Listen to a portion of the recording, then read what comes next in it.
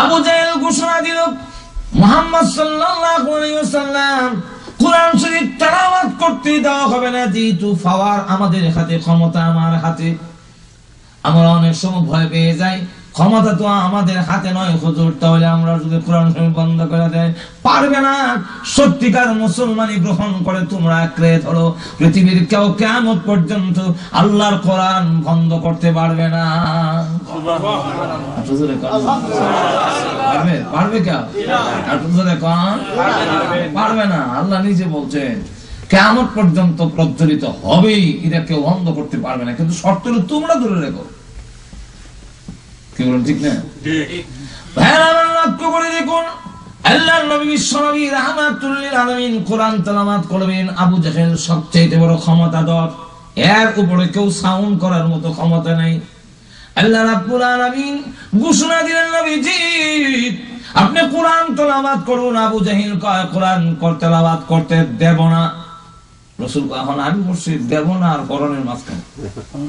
আল্লাহ বলেন পড়েন, আর আবু জাহেল কয় দেব না। এই যে দুই পড়ো আর পড়ো না, মাঝখানে পড়লে এই অবস্থার সৃষ্টি হইল। আল্লাহর নবী বিশ্বনবী রাহমাতুল লিল আলামিনকে আল্লাহ জানাইয়া দিলেন, ওগো নবীজি আপনি কোরআন পড়ুন, আপনাকে হেফাজত করার দায়িত্ব আমি আল্লাহ গ্রহণ করলাম। সুবহানাল্লাহ। আল্লাহর নবী বিশ্বনবী রাহমাতুল লিল আলামিন খানায় কাবার কাছে গিয়ে কোরআন তেলাওয়াত করেন, দেখেন বন্ধ করতে পারে না। আবু জাহেল দেখে আল্লাহর নবী কোরআন শরীফ পড়তেছেন, আর সে কয় কোরআন শরীফ পড়বা, আমি আসতেছি। বিশ্বনবী রাহমাতুল লিল আলামিন পড়তেছেন, ওয়াশ-শামসি ওয়া-দুহাহা ওয়াল-কমারি ইযা তালাহা। আবু জাহেল বলে তালাহা, আচ্ছা ঠিক আছে। দুই হাতে পাথর নিয়ে গেছে রাসূলের সুন্নাহ, কিন্তু হাত যখন উপর দিকে উঠেছেন এখন হাতও বাঁকা হয় না, আর মুহাম্মদও দেখা যায়।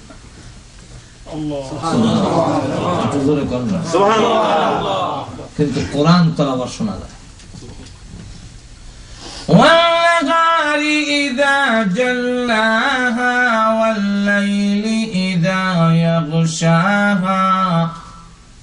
আবু জাহেল ডাক দিয়ে বলে, মুহাম্মদ দেখা যায় না, কিন্তু কোরআন তেলাওয়াত শোনা যায়, ইয়াগশাহা শোনা যায়। এতে বোঝা যায় মুহাম্মদ এই জায়গায় আছে, কিন্তু আমার হাত যে বাঁকা হয় না, এখন কিভাবে মারবো?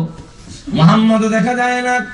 এমনি ডাক দিল, মুহাম্মদ তুমি আমাদের কারো ভাতিজা, কারো ভাই, এই সূত্রে ক্ষমা চাই, আর তোমার উপরে হামলা করা হবে না, আমাকে মাফ করে দাও। তখন আবু জাহেলকে আল্লাহর নবী বিশ্বনবী রাহমাতুল লিল আলামিন মাফ করে দিলেন। হাতগুলো আবার বেঁকা হইল। যখন পাথর ছেড়ে দি তার লোকদের কাছে গেলেন, জোরে জোরে শ্বাস পালায়। লোকেরা বলে তুমি বলেছিলে মুহাম্মদের কোরআন বন্ধ করে দিবে, এখন কেন বন্ধ করতে পারলে না? সে ডাক দিয়ে বলে বন্ধ করার জন্য গিয়েছিলাম, কিন্তু মুহাম্মদও দেখা যায় না, কোরআন তেলাওয়াত বন্ধ হয় না, হাতও আমার বাঁকা হয় না, কিভাবে মারবো? আল্লাহ রাব্বুল আলামিন সূরা নাযিল করলেন, সূরার নাম ইয়াসিন। ওই সূরার মধ্যে আল্লাহ রাব্বুল আলামিন বলেন তানজিলাল আজিজির রহিম। ওগো নবীজি আপনি maaf করলেও আবু জাহেলকে আমি maaf করি নাই। তাকে জানায়া দেন এমন সত্তার কাছ থেকে সামনে আসার জন্য অনুরোধ করা হইতাছে, একটু মেহরবানি করে যদি সামনের দিকে আসেন, একটু কষ্ট করেন। যদিও কষ্ট হয়, যদিও কষ্ট হইতাছে জানি, কারণ এমন বন্ধ ঘরের মধ্যে আবার কিছু গরমও লাগে, শীতের সময় গরম হয়ে যায়, মানুষ একটু বসলে আপনাদের কষ্ট হইতেছে। কিন্তু আল্লাহ রাব্বুল আলামিন বলছেন কোন মজলিসে যদি জায়গা বড় করে দাও, আমি আল্লাহ তোমাদেরকে পরকালে বেহেশতে জায়গা বড় করে দেব। মেহরবানি করে একটু সামনের দিকে অগ্রসর হন। লা ইলাহা ইল্লাল্লাহ, লা ইলাহা ইল্লাল্লাহ, লা ইলাহা ইল্লাল্লাহ, লা ইলাহা ইল্লাল্লাহ, মুহাম্মাদুর রাসূলুল্লাহ। হেরামা তুই এখন লক্ষ্য করে দেখ, এই যে আবু জাহেল রাসূলকে মারার জন্য গেলেন, কিন্তু কোরআন তেলাওয়াত বন্ধ হয় না। রাসূলকেও দেখা যাচ্ছে না কেন? আল্লাহ তার বিশ্ব নবীকে হেফাজত করে ফেলেছে। আল্লাহ রাব্বুল আলামিন অন্য আয়াতের মধ্যে বলছেন, وَإِذَا قَرَأْتَ الْقُرْآنَ وَجَعَلْنَا بَيْنَكَ وَبَيْنَ الَّذِينَ لَا يُؤْمِنُونَ بِالْآخِرَةِ حِجَابًا مَسْتُورًا। ওগো নবীজি, আপনি যখন কোরআন তেলাওয়াত করেন তখন আপনার আর কাফেরদের মাঝে আমি আল্লাহ একটা গোপন পর্দা দিয়ে রাখি, যার ফলে কাফেররা আপনাকে আর দেখে না। আল্লাহ নবী বিশ্বনবী রাহমাতুল লিল আলামিন এই কোরআন তেলাওয়াত করার জন্য, যে বুঝেন আর না বুঝুক আর না বুঝুক, তেলাওয়াতের কম্পিটিশন যদি করা হয়, তেলাওয়াতের জন্য বলুন সাহাবাই কেরামের মধ্যে কম্পিটিশন চলতো, কে কত বেশি কোরআন তেলাওয়াত করতে পারেন। এবং কোরআন তেলাওয়াত যখন করতেন, কোন সাহাবী বিশ্বনবী রাহমাতুল লিল আলামিনের কাছে গিয়ে বলেন, ইয়া রাসূলুল্লাহ, আমি কোরআন তেলাওয়াত করলে আমার উটগুলো লাফাইতে আরম্ভ করে, তখন আমি বন্ধ করে দেই। আবার তেলাওয়াত শুরু করি, আমার উটগুলো লাফাইতে আরম্ভ করে, আমি তখন ভয় হয়, আমার বাচ্চারাও আছে এখানে, উট নিয়ে আমাদের উপরে উঠে যায়, তখন আমি তেলাওয়াত বন্ধ করে দেই। এইভাবে কয়েকবার করার পরে যখন দেখলাম উট লাফাইতে আরম্ভ করে, তেলাওয়াত বন্ধ করে আমি বের হলাম। বের হয়ে গিয়ে দেখলাম একটা মেঘের টুকরা, একটা মেঘমালা উপরে বড় আলোকিত দেখা যায়, চলে গেল। আল্লাহর রাসূল বলেন, তুমি যদি তেলাওয়াত বন্ধ না করতে, এই মেঘমালাটা ছিল রহমতের ফেরেশতারা, তারা তোমার তেলাওয়াত শোনার জন্য এসেছিল। যদি তুমি তেলাওয়াত বন্ধ না করতে, তাহলে সকাল হলে আমার সাহাবীরা ডাইরেক্ট ফেরেশতার জামাতকে দেখতে পাবে। সুবহানাল্লাহ। ঘরের উপরে রহমত নাজিল হয়, সাকিনা নাজিল হয়। দুঃখের বিষয়, আমরা কোরআন তেলাওয়াত করার, আমল করার দরকার, ঈমানের নূর বৃদ্ধি পাবে।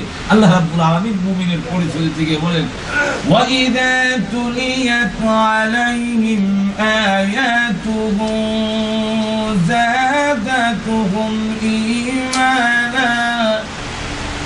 যে কোরআন তেলাওয়াত শুনলে, তার সামনে যখন কোরআন তেলাওয়াত করা হয়, তখন তার ঈমানের নূর আরো বৃদ্ধি পায়। এটা হলো মুমিনের 2 নম্বর সিফত, 2 নম্বর কোয়ালিটি। তাহলে কোরআন তেলাওয়াত করলে আমাদের কাছে ভালো লাগে না গান, এগুলো আমাদের কাছে ভালো লাগে? এটা যদি মিশারও যাই, তা আমার নিজের কাছেই ধরা পড়ে যাবে আমার ঈমানের ভাবার কি পরিমাণ আছে। ঘুমিয়ে আছেন নাকি আল্লাহ? হ্যাঁ না বলেন, মানে তো আল্লাহ ঘুমিয়ে গেছেন। আমার বলেন তো দেখি, কোরআন তেলাওয়াত যদি ভালো লাগে, তাহলে বোঝা গেল আমার ঈমানের ভাব ঠিক আছে। গান শুনতে ভালো লাগে, কোরআন ভালো লাগে না, তাহলে বোঝা গেল আমার ঈমানের ধূপ ধরে ফেলেছে। ঠিক না? শুধু 2 নম্বর কোয়ালিটি মুমিন তারাই, ইযা তুলিয়াত আলাইহিম আয়াতুহু যাদাতুহুম ঈমানা। এজন্য আল্লাহর ওলিদের একেবারে শেষ পর্যায়ে আমাদের ঢাকাতে হাফিজ হুজুর নামে একজন হুজুর ছিলেন, হয়তো অনেকের নাম শুনছেন না?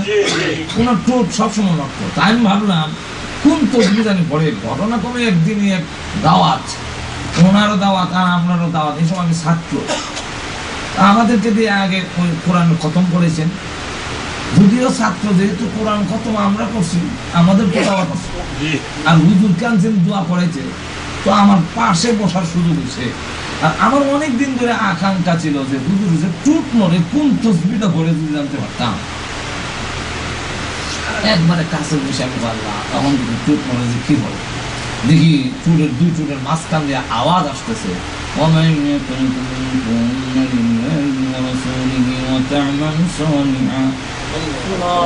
তখন আমি বুঝতে পারলাম যে কোরআন শরীফ পড়ে, অন্য কোন তসবিহ না। আর আল্লাহ রাসূল বলেছেন, আফজালুল ইবাদাতি তিলাওয়াতুল কুরআন। নফল ইবাদতের মধ্যে সবচেয়ে শ্রেষ্ঠ ইবাদত হলো কোরআন তেলাওয়াত। কি তেলাওয়াত করা? কোরআন তেলাওয়াত। আমাদের ব্রাহ্মণবাড়ির একজন বড় আলিম ছিলেন, যার উপাধি ছিল ফখরে বাংলা। নাম জানেন দেখা যায়। তো ফখরে বাংলা রহমাতুল্লাহকে কুমিল্লার তখন এসডিও ছিল একজন। তখন তো আমাদের ব্রাহ্মণবাড়িয়া মহকুমা ছিল, কুমিল্লা জেলার ভিতরে ছিল।